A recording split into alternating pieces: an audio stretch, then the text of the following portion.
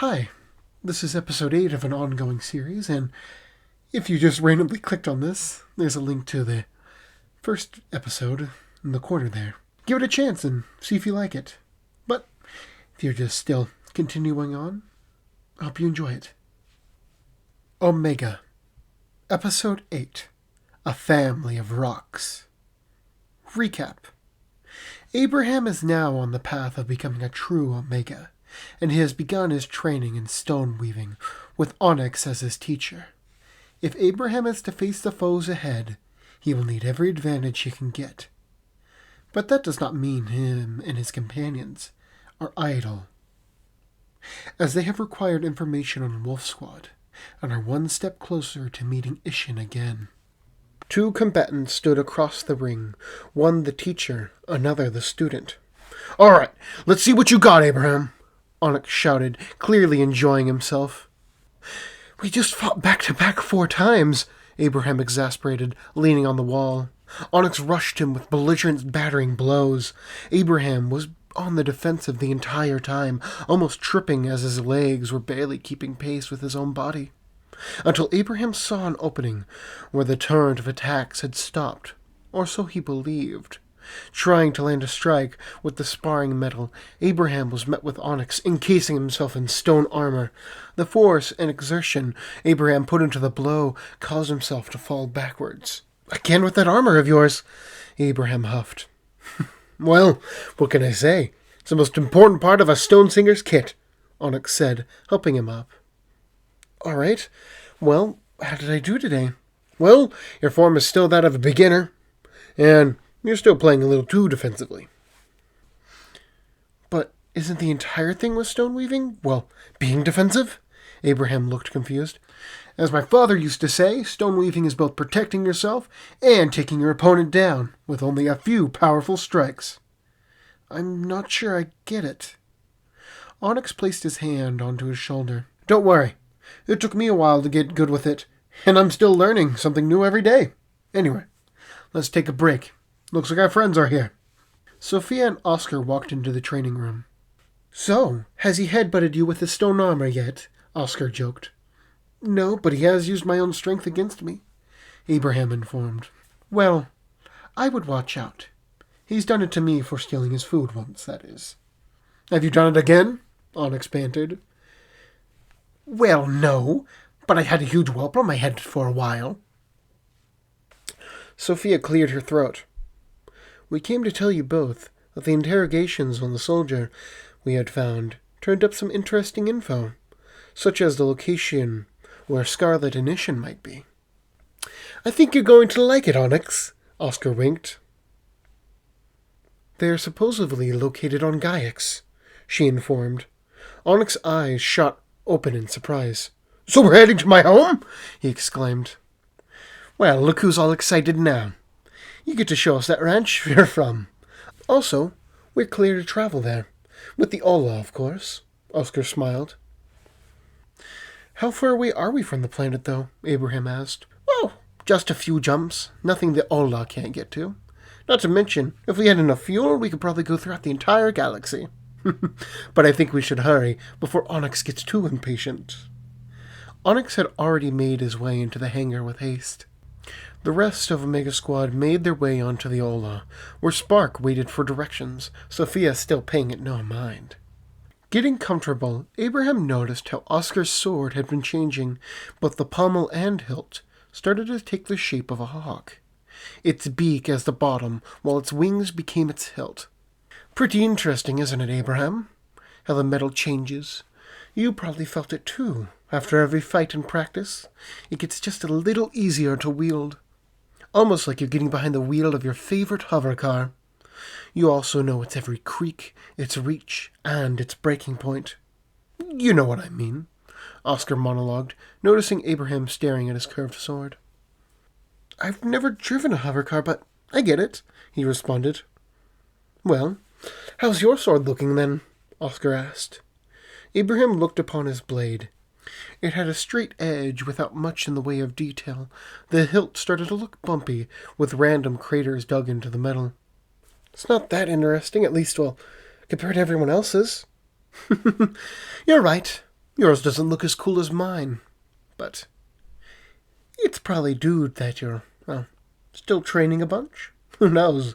After you master every weave, your sword will gain its form. That's what I'm betting on. Yeah, you're probably right. Suddenly, though, a loud whistle was coming from the kitchen. Oh, look! My plasty is finally done. You could try some of it again, if you want. No, I think I'll sit this one out. Well, more for me, then. Oscar got up and started to pour the hot water from the kettle into a cup. Inside the cup was a slimy little pouch. As the water touched it, it hissed and exploded, with little golden flakes rising to the top, giving it the appearance of a golden liquid. Onyx covered his nose. That stuff really stinks, by the way. I don't want to smell like it when I see my family again. Well, if you keep complaining, I can splash it on you, Oscar bantered. Meanwhile, Sophia was too enthralled to notice the smell, looking at a badge that had the same black hand as the Neo-Weavers. I was wondering something, Sophia, Abraham said, startling her. Yeah. What is it? She asked.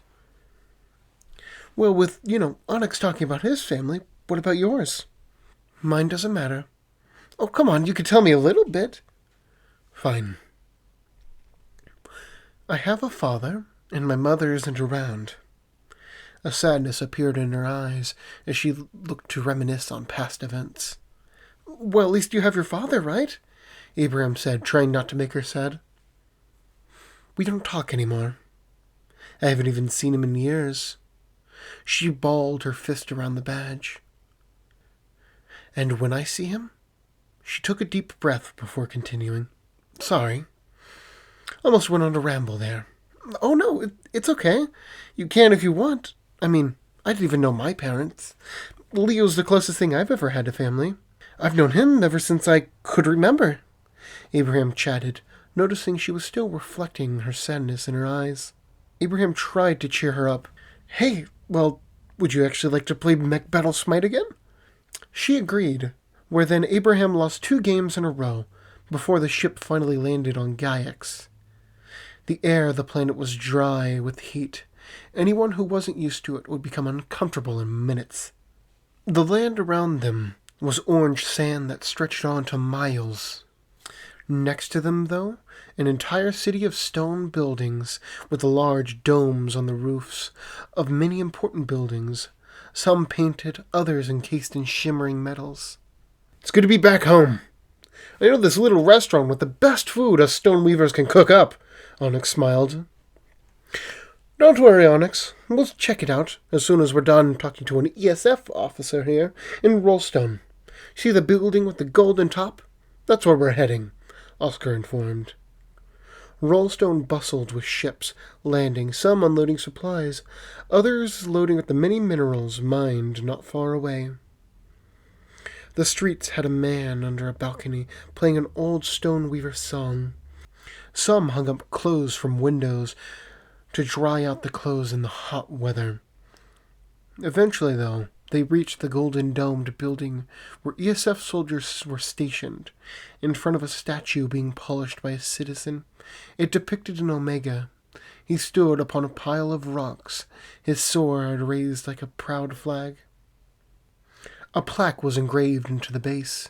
Here stood Omega Samson, the one who stood against the second Great Khan. Entering the building, a female officer with black hair played a game on a hollow, unaware of the 4 behind her. Oscar clearing his throat. Ma'am, are you Officer Bethany? She turned around to look at them. Oh, yes, I am, she gasped. Is that the Omega? It's good to finally meet you. She shook his hand furiously. Do you mind if I could get an autograph? I guess so. Abraham started to blush.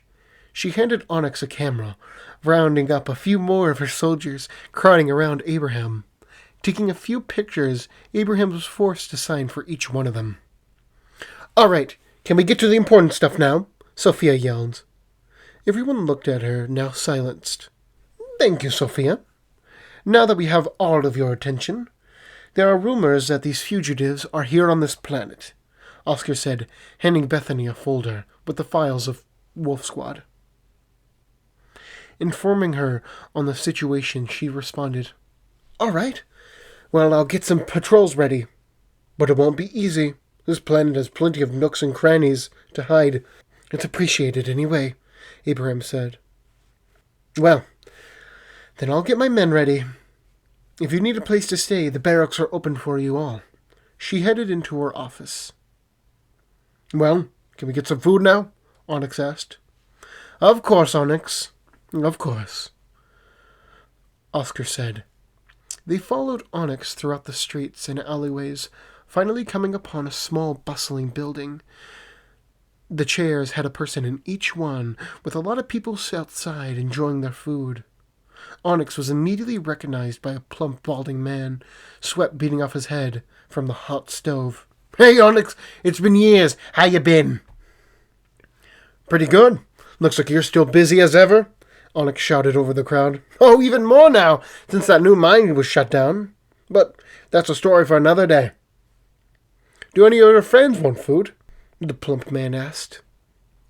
"Of course. It's the usual for me, though." The balding man shooed the customers away in front of him. "All right, what do you three want?" "Just some, normal meat, not the beetle type," Oscar told him.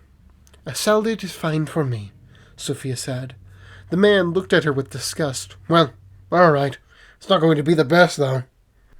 Abraham scanned the room, looking at the menu hanging above them. "I'm not sure what to get." "Oh, you know what you should try? The beetle milk," Onyx chirped. "One beetle milk coming up." The man gave him a thumbs up.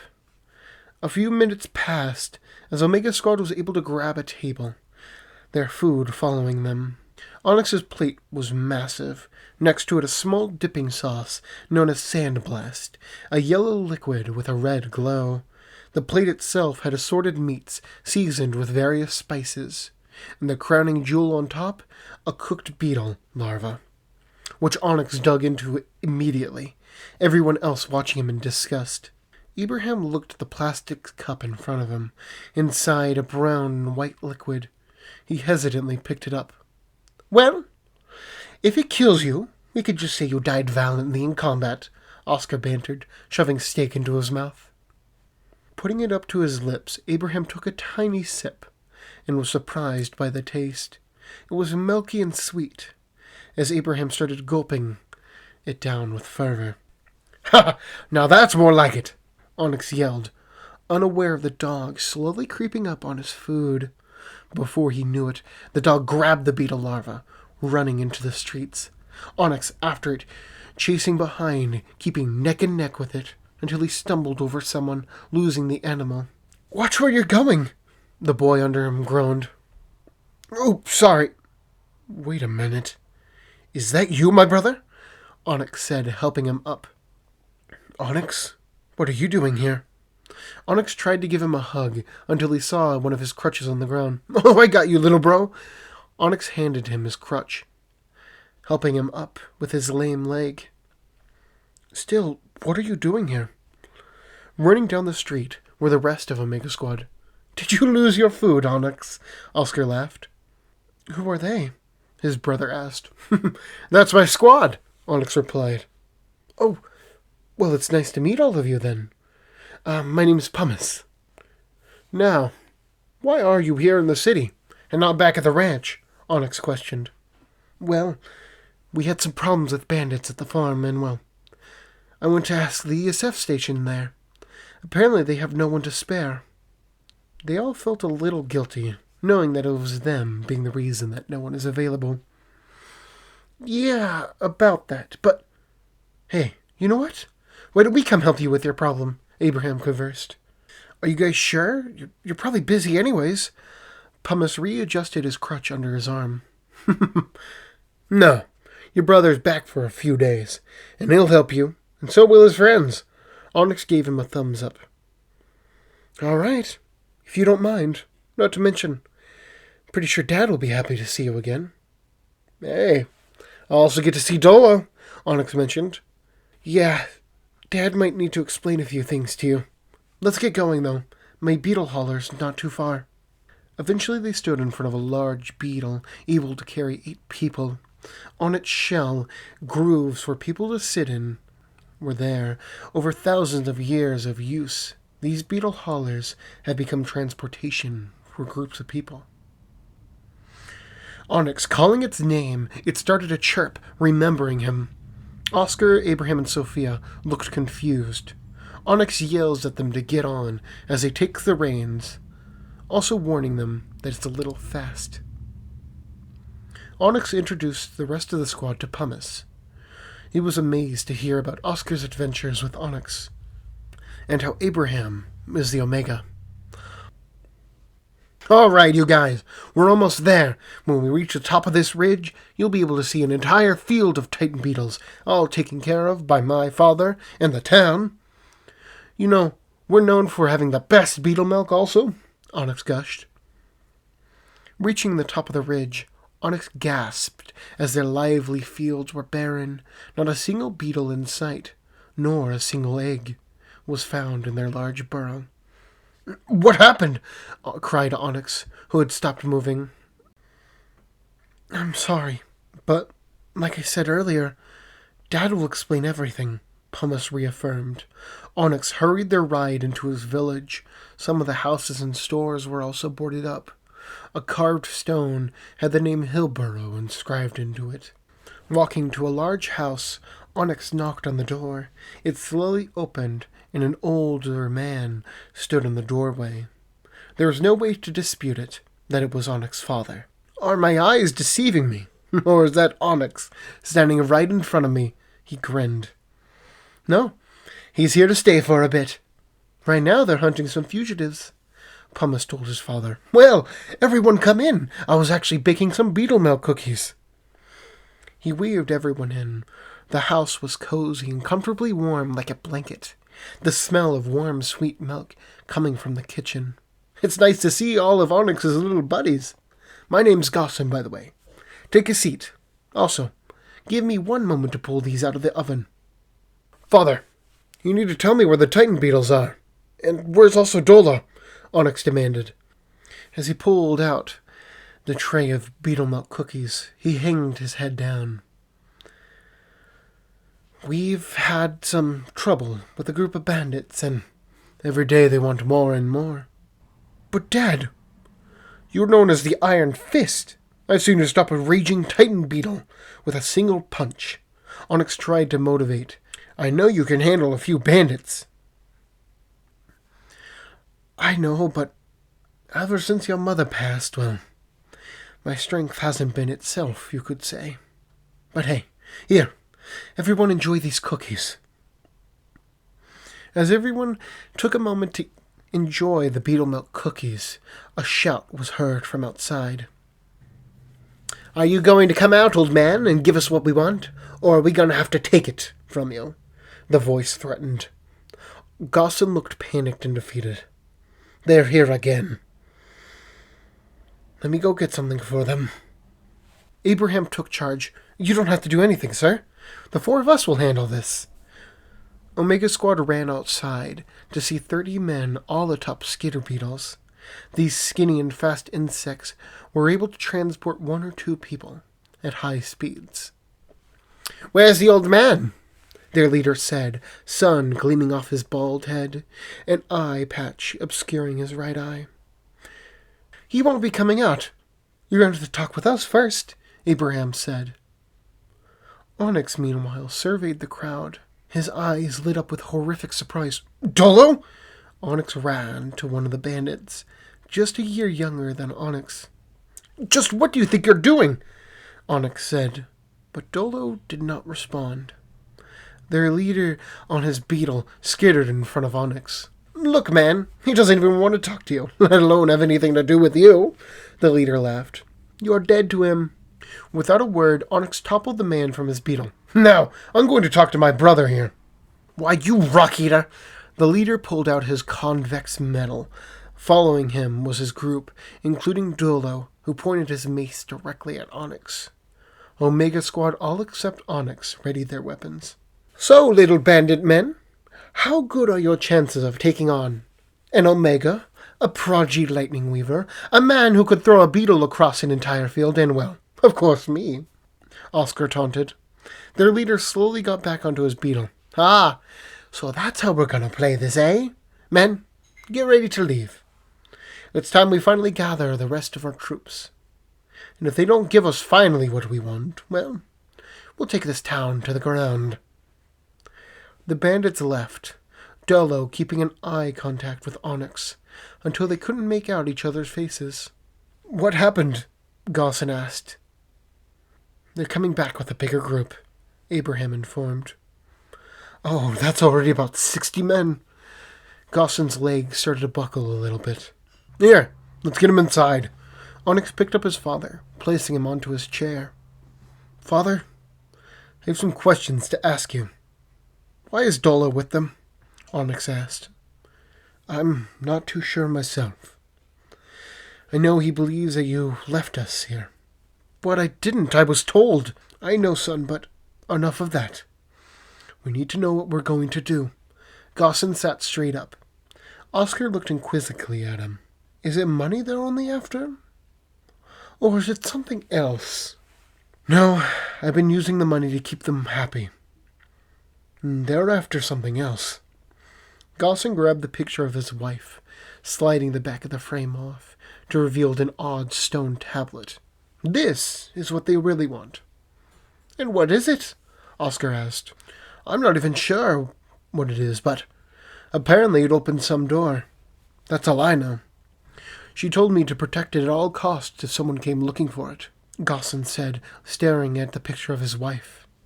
How many people live in this small town? Abraham wondered. Not many, and the ones who are here are going to move out any time soon now, Gaussen replied. Abraham crossed his arms. We might want to get the remaining people out of here before it becomes a battlefield.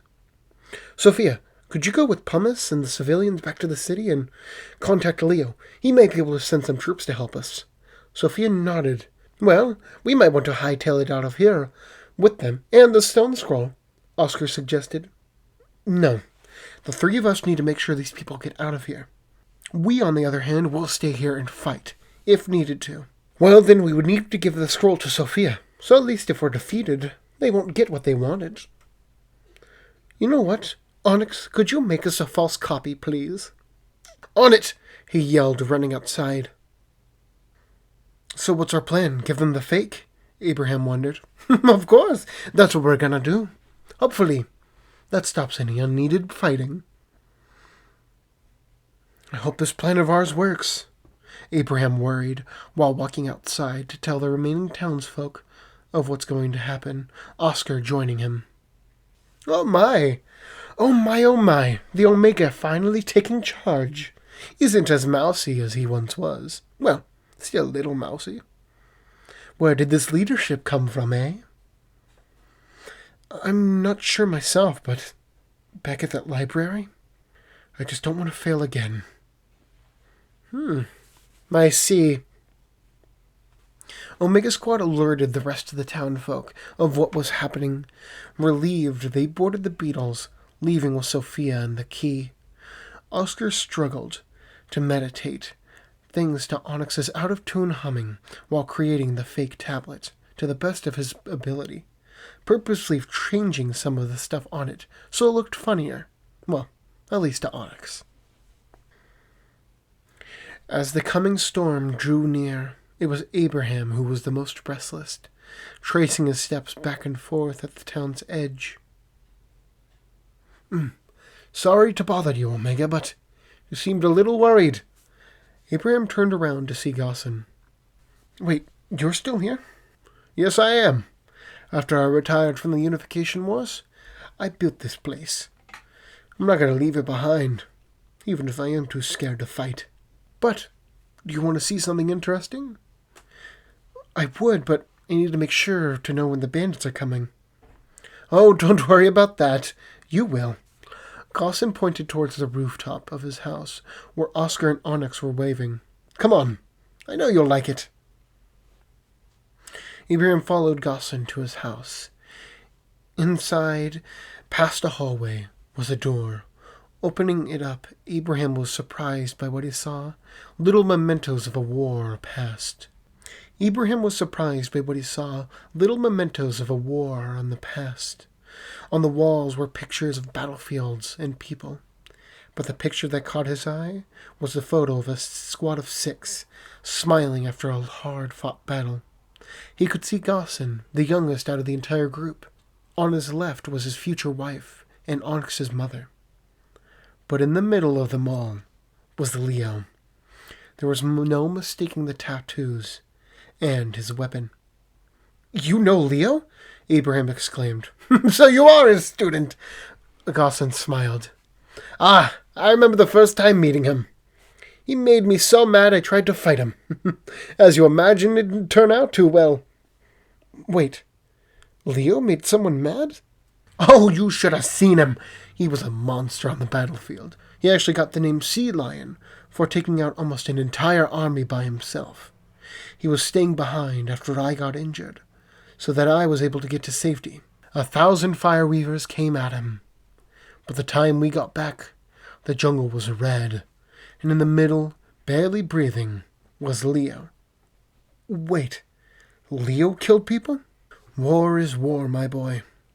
We did what we had to do. Of course, we wish we didn't had to, but we weren't all given a choice. Especially him." "What do you mean?" "Well, let's just say he's the type of guy who will end an entire war single-handedly, if it will stop the bloodshed." Abraham thought to himself. He couldn't even see Leo hurting a butterfly, let alone in person. In fact, he had even seen him save a butterfly, as someone was about to accidentally step on it. Abraham looked around the room trying to find something so he could stop thinking of how Leo was possibly like. That's when he noticed, towards the back of the room, was a glass box. Inside were 2 brass knuckles. Above them, a picture of Onyx's mother on the wall. "Are these yours?" Abraham asked. "Indeed. They don't look like much. I used my body as my weapon more than my metal. But since my passing, it's almost like I can't pick them up anymore. They weigh too much." "What was she like?" Abraham asked. Gaussen immediately grew a smile. "Oh, where do I even begin? I met her actually at a boxing match. I was on a 46 losing streak. And, well, on my 46th game, she came to me and said she wanted to help me. Still, to this day, I don't know why. But after that, I'd never trained so hard in my life. I could barely keep up with her, the way she moved with her medal. And after that, I won my next match. I almost lost because I got distracted by her mimicking my strikes, like a child looking up to their father." "Well, she sounds amazing." "Oh, yes, she was. And when she was going to be put on one of those first ever Weaver squads, I had to join. And, well, you see that history around this room. I'm sorry to ask, Gaussen, but we might need your help. Would you mind picking your medal up again? I mean, you're obviously very skilled." "Like I said, I can't." "Look, Gaussen, I don't know if she would want you to be like this. 2 of your sons are about to fight each other, and you're just going to stick back?" Abraham looked slightly annoyed. "Would you be able to fight if you lost Leo?" "Yes, I would, and I would wield my medal for him." Running into the room was Onyx. "They're here! Get ready!" Abraham looked back at Gaussen one last time. "Please, just think about it, okay?" Outside, Omega Squad could see the bandits upon the horizon, their beetles creating a cloud of orange dust, causing the remaining sunlight to cascade through the sand, as both sides came face to face. Onyx scanned the crowd, trying to find his brother. The bald-headed man stood eye to eye with Abraham. "So, a few friends of mine were surprised to see you and your group of misfits, Omega Abraham. And of one of the things they told me, you're a pushover. Now, would you mind handing over the scroll? I know you have it." "Oh, you mean this one?" Abraham pulled out the scroll. During their downtime, Abraham and Oscar had changed up their plan. Instead of handing it to him and possibly him realizing that it was a fake, they would need to bide as much time as they can. Abraham threw it over his head as Oscar grabbed it in midair. "You might be taller than me, Onyx, but I could still jump farther," Oscar teased, looking at Onyx's sad, empty, outstretched hand. "No, I think we should run." With a yell, the bandits charged into town. Some set fire to buildings, others chased the three as they were running. A huge stone wall burst from the ground. Abraham had been separated. Behind him was the bandit leader, his metal glowing green with weave. "Here I thought an Omega would be a lot braver. Not to mention, my friends tell me that they were able to take you out." Abraham catapulted a superb speeding spear of stone. With a quick parry, a grandiose duel had begun. "You cut off my monologue!" the bandit leader cried. While their duel raged on the other side of town stood two kids. "I think that's as far as I can run," Oscar panted. "Ha! You might be able to jump farther, but I can run farther." Onyx cheered. "How about we just fight the horde of people coming at us?" "Yeah, that wouldn't be a bad idea." A running roll of rocks fell upon the men as Onyx charged into the crowd. He was a lone bulwark in the sea of men. Rising from his back was Oscar. "Now!" Oscar shouted.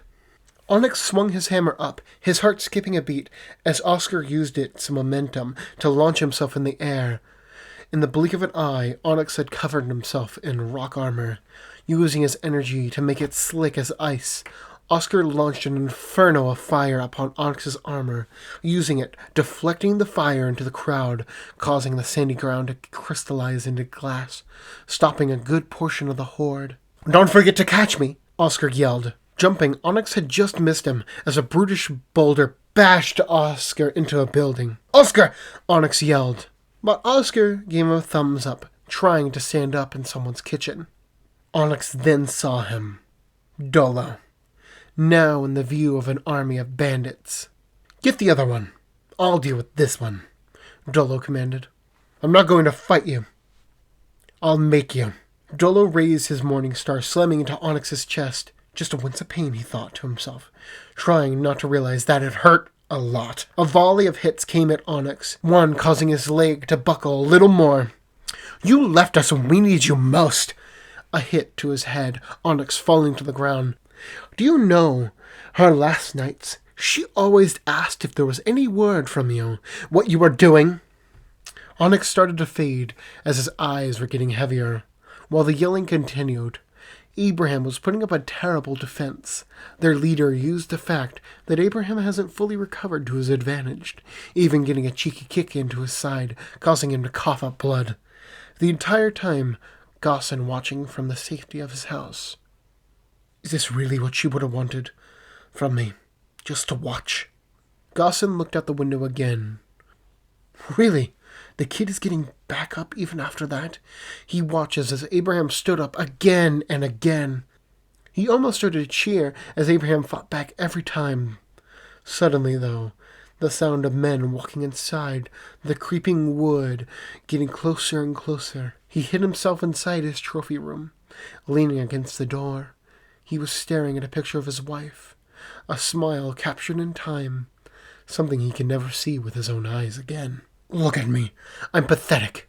I can't even defend our home. What should I do? Let them just have the scroll? I can hide in here until they disappear, but... What am I even saying? Two of my children might be killing each other, hell. And that damn kid. Why even try? As men inside started to wreck the place, his wife responded as her picture frame fell loose as the house shook from an impact Abraham took, shattering the glass prison around his metal. Is this your response? To wield them again? Do I even have the strength? Hell, if that kid can fight that man, and my kids are out there too. You were able to take on an entire Titan beetle, and now a few delinquents are in our house. And you're scared? Hell, Gossin, you fought entire armies. You watched a man kill 1,000 men just to save you. I'll protect what's left of my family with these. Gaussen raised his hand, the cold feeling of metal once again upon his palms, just as bandits opened the door to the trophy room. The bandit was launched into the wall as Gaussen's hand was steaming with power. 3 more stood in the living room. Dodging and weaving, he brought them all down with a single punch. Ibrahim watched as a lowly bandit flew out of a window. Jumping out was Gaussen, proud and ready. "Gaussen?" he celebrated. "All right, boy. I admit, you sucking motivated me." "Good to hear. I need a little help." Ibrahim pointed to the leader, confused, looking at the once feeble old man, now steaming with energy. "No, that's your fight," Gaussen said. "Wait, what?" "That doesn't mean I'm not going to give you pointers, but first, I gotta deal with this." Gaussen, using his earth weave, carried himself on the sand with lightning speed, taking out any bandit whom would be foolish enough to loot his village. Their leader attacked Abraham again, slowly being backed into a corner. Faulty, flittering frost did nothing to the evil-eyed man. "You're fighting him wrong," Gaussen yelled, rocket-punching a man into a door. "How?" Abraham wondered. "Everything I do, he counters."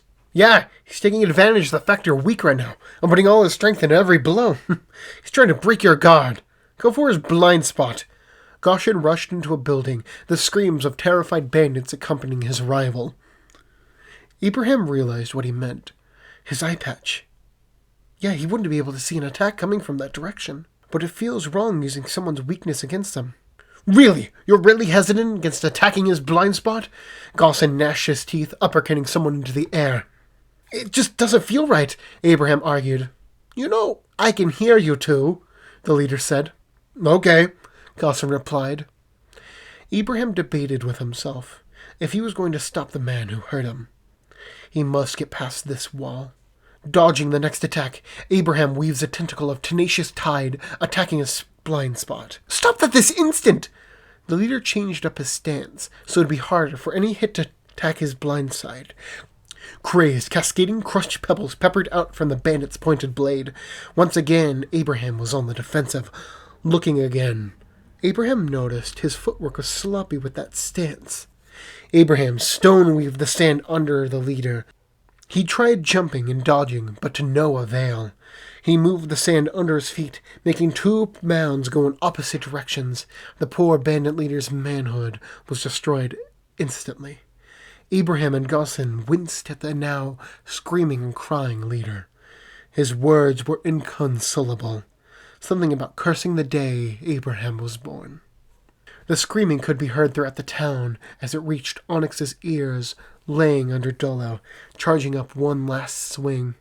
"You never had to mourn, training in those stars of yours."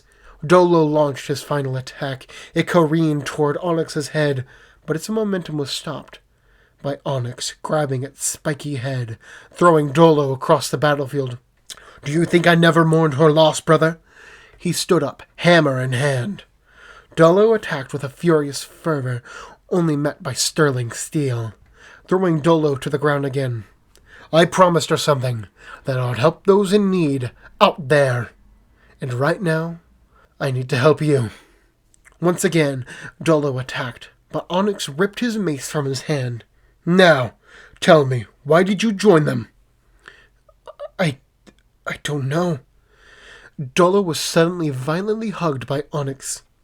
"You know, there's always a second chance." Oscar came running out of the building, still in a lot of pain. "Does someone feel like helping me?" he yelled. A bolt of lightning shot the closest bandit, followed by another and another.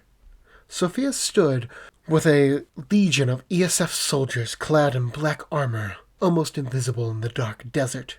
With swift prejudice, the Obsidian soldiers subdued any bandits. Not a single shot from their energy guns missed. Moving to Abraham's position, one with a red stripe on her helmet, ordering the troops to secure every building. Sophia next to their commander. "Don't worry, Abraham. Their weapons are on stun," Sophia said, walking up to him and Gaussen. "Good," Abraham said. "So, what happened to him?" Sophia pointed towards their leader, still writhing on the ground. "Ha! That was Abraham's handiwork. He would have shown him more mercy if he would have just killed him," Gaussen chuckled. I didn't mean to do it. I just wanted to make him slip. So, your title is Omega Abraham, Destroyer of Manhood? She joked. Gosselin slapped Abraham's back. That's not bad. Omega Abraham, Destroyer of the Manhood. Abraham rubbed his back, so that's where Onyx gets his strength. Omega Squad regrouped, the ESF placing all bandits into custody, including Dolo. Onyx saw his father, once again wielding his medal, a giddy smile across his face. Onyx didn't even need to ask if he was back raring and fighting. As Gosselin gave him a hug, I'm sorry, son. I should have defended our family earlier. Gosselin apologized. It's okay.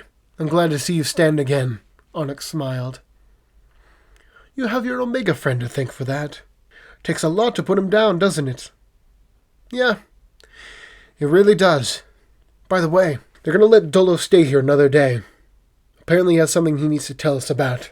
Outside the heartfelt celebration, Abraham smiled, watching the father and son. Today was just so much fun. Oscar limped over to Abraham while using his medal as a crutch. Well, maybe he didn't get taken out, it could have been. Abraham teased. Hey, remember who saved you when we first met? Haven't I saved you like 3 times now? Hey, you almost failed on saving me during one of those times. Oscar pointed his sword like an old man pointing his cane. Oh, really? Which one? I don't take this kind of talk. I'm hurt and tired. And not all of us have the ability to heal so fast. I'm just some lowly fire weaver. Oscar started to limp towards Gosselin's house. They're here, by the way, Abraham informed. Ishin and Wolf Squad? Oscar immediately turned around. It has to be. When I was fighting their leader, he mentioned how they defeated me, and how they defeated us. Interesting. So it may not have been some random bandits just wanting some random scroll. And if it's a key, Oscar slowly sat next to him. They're going for another powerful artifact, I think. But that's not all. I'll have to fight him again. Remember something, Abraham. You're not alone.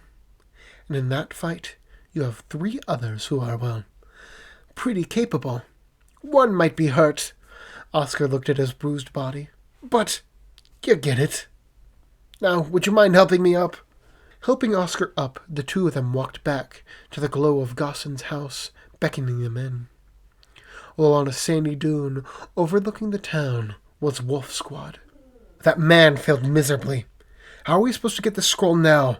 Ishit asked. I don't think we need to. I have a feeling they're going to get us where we need to go. Scarlet smiled. Well, thank you for having the time to listen to this. If you enjoyed it, or have any criticisms, tell me down below. Other than that, I hope you enjoy these little outtakes I had while recording. Are you often a balcony, babaduba, unaware of the dog slowly creeping up to his Abraham noticed that in his stance, his footwork was floppy. Abraham, floppy?